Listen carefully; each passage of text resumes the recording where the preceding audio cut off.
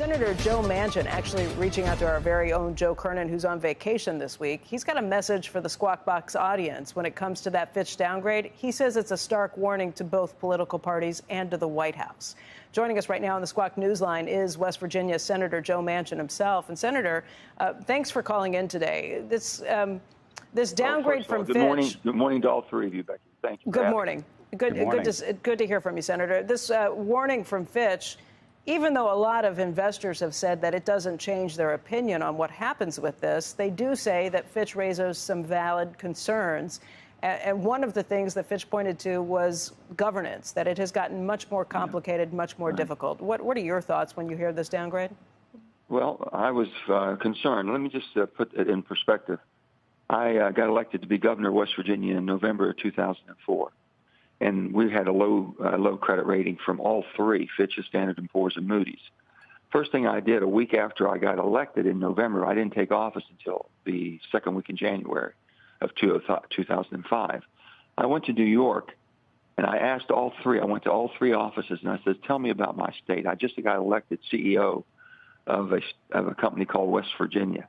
Tell me what you think about it. And they gave it unfiltered truth about where our challenges were and why we were in a downgrade situation. I said, what can I do to improve it?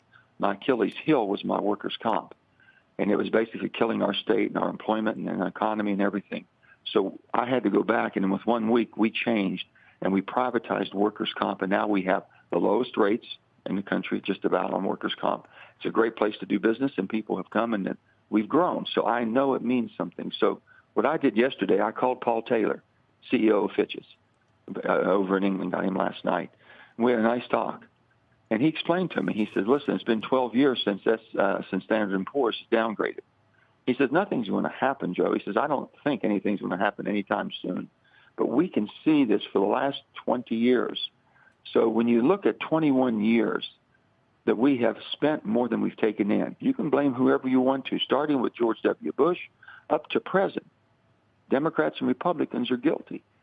And we've got to fix this, and we're not taking it seriously. So I welcome this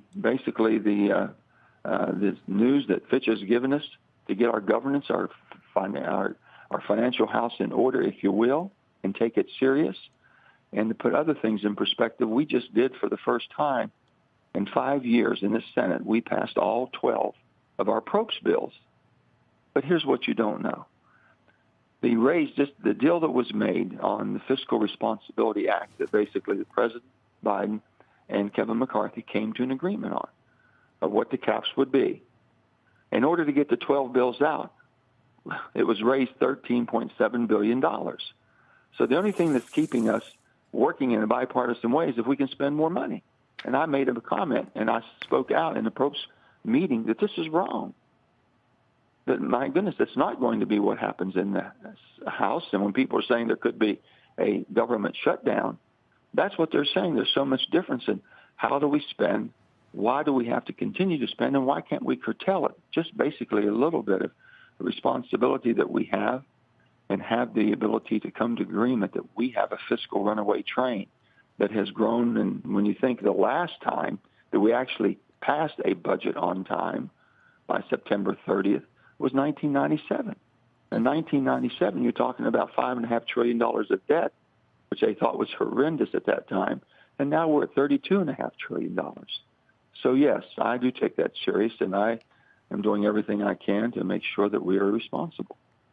Do you have other people in the Senate, other people in the House who you think agree with you on this? Because you're right. The only thing bipartisan, the only thing that keeps things going is when both sides agree to spend more. Do you That's have exactly right. other people there who are of the same mindset you are, who would say, yes, we need to do something about this and we need to get together and do it now? Who would you point to? Who are other? Well, other Becky, kind of I'm not going to point anybody out. I think that everyone knows that. First of all, there's not a person in America that's listening to you right now or watching that can go 21 paychecks.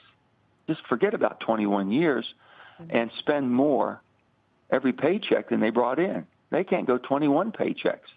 We've gone 21 years. They think this is ludicrous.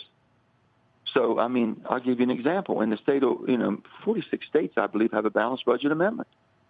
every week I sat down with my budget committee, and I had to basically, as governor, make decisions that if we stay on this trend, and the following week they come back and they said, we've got to make some adjustments.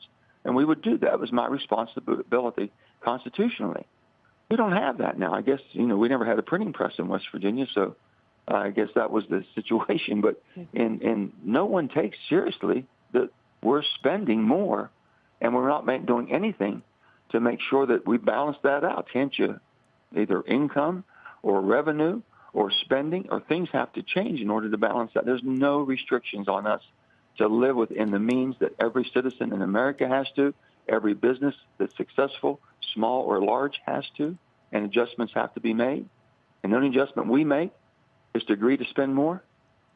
And there's a lot of people that understand this is a fiscal cliff, and we're getting closer and closer. Now, this warning shot, I think, by Fitch's is this. I don't think it'll take 12 years for Moody to step up to the plate. That's awful to say. But if they don't, they're the ones that are watching and evaluating. We don't even do a risk management. We do nothing at all until we hit the fiscal cliff every year. We're going to raise it because we have to pay more and we have to spend more. We spent more and we have to raise it to pay our bills. We're always going to pay the bills. I agree.